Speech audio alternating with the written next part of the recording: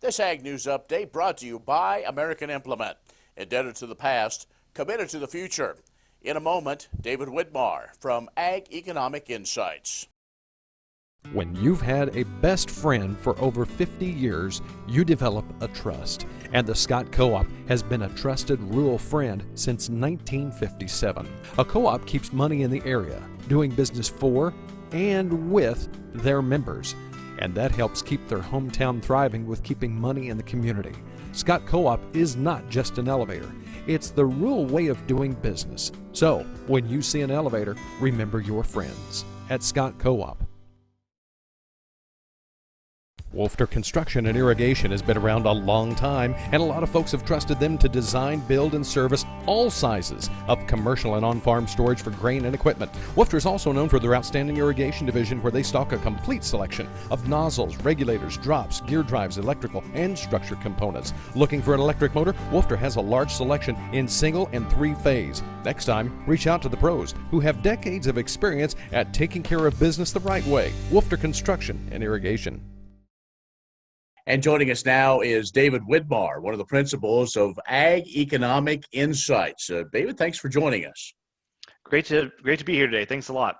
I think a lot of folks maybe have heard about your company, you and your partner, and have really kind of hit the ground running a little bit, a couple of years ago, and really have become some of the leaders as far as the thought leaders, if you will, on what's going on in agriculture, economics, the economy of agriculture. I guess before we get into much detail, let's get your take on how things are. It seems like we are continuing to be bombarded with so much information, and I think farmers kind of just go, okay, what do we do with all this information?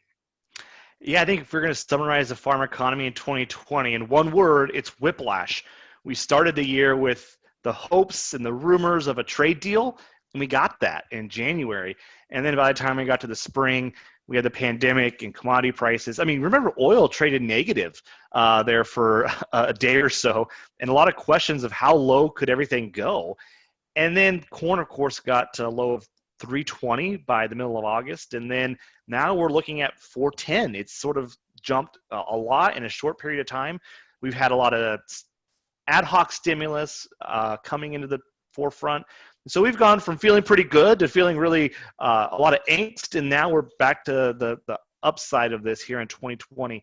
I don't think any of us would have predicted in the 6 months ahead of us to ever play out like it did. So whiplash is definitely the way we would describe that. Well, it seems like, we still had that hope of a very strong harvest till the last few weeks. Mother Nature kind of dealt, especially the Western Corn Belt. Still, crops are okay, but not the anticipation, not what the pencil had down for what we were going to see for returns. Mother Nature's dealt us a lot of unexpecteds here in 2020. We are actually looking at the second biggest prevent plant. Of course, it's behind 2019. It's about half as big as 2019. But if we roll back 15 years of data, it's still the second largest prevent plant. So that was the first crack at the production side that Mother Nature took. And then, as you mentioned, yields are starting to be coming in. And turns out that dry weather in August and September, as many feared, shaved off some of those bushels. And so we're seeing yields walking lower. So this combination of strong trade, strong exports, strong usage, combined with smaller prevent plant, or I guess fewer acres planted from a big prevent plant, and the smaller yields coming in, really have set this commodity market up for a lot of excitement in the last 3 months. CFAP, this Coronavirus Food Assistance Program, really boosting farm incomes, but it's going away. Yeah, so we were on the third year of ad hoc. MFP in 2018, then 2019, CFAP. What's unique about CFAP is it's a big pie, right? It's a very big, so probably more than $40 billion in direct payments by the time they tally it all up. But it's a lot of slices. So livestock producers are getting payments, and they're traditionally not a big part of these payment programs from the USDA. So a lot of slices coming out of the big pie. But what you mentioned is the most important part here. It's ad hoc. There's nothing on the books for next year. We're wondering, where will we be in direct payments? There's always a farm bill, but those are probably $10 to $15 billion in annual spending, and we're coming off $40+ billion. And so there's a quick adjustment that's possible. We got to really focus on this. As you mentioned earlier in the segment, producers kind of want to throw their hands up in the air and say, there's so much news. How do I move through that? Well, we really got to step into that uncertainty and sort of cultivate our thinking and challenge ourselves to cut through the noise and find the key insights as we think about 2021 and ahead. David Widmar, Ag Economic Insights, is joining us. Let's take a break. Come back with more in just a moment.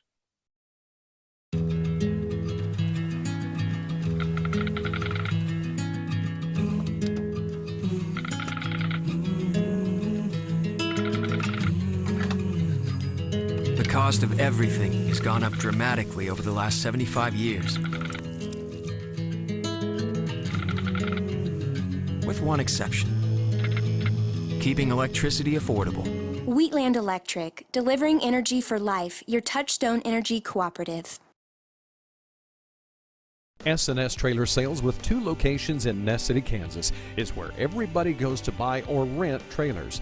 They feature the all-new, all-aluminum Mauer grain trailer with all of the electric options, the easy-to-load detached trailers, and a huge stock of header trailers. At the west location, you'll find bumper poles, goosenecks, and oilfield specialty trailers, along with flat and utility beds for pickups. SNS Trailer Sales in Ness City and on the web, but remember, you do have to spell out the "and."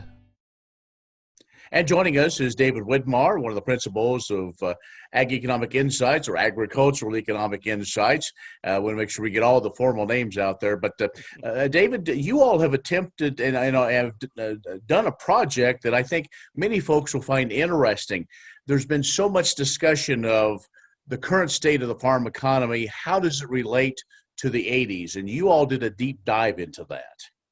Yeah, it's a question we get asked a lot, almost every time we're speaking to a producer group.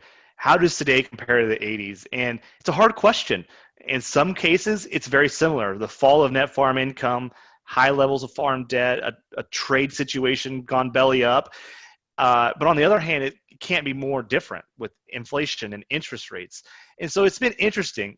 How do we tell that story? And we've been writing a blog post for years and writing behind on AEI Premium, but it's hard to tell that story. So we partnered, Brent Gloy, my business partner, and I partnered with Sarah Mock, a rural freelance reporter, and we're telling the story of escaping 1980. It's what were the pieces that led up to that fretful period in that decade of challenges in the farm financial economy, but also the key lessons and what can we learn or what shouldn't we learn from that period, and how do we move that forward.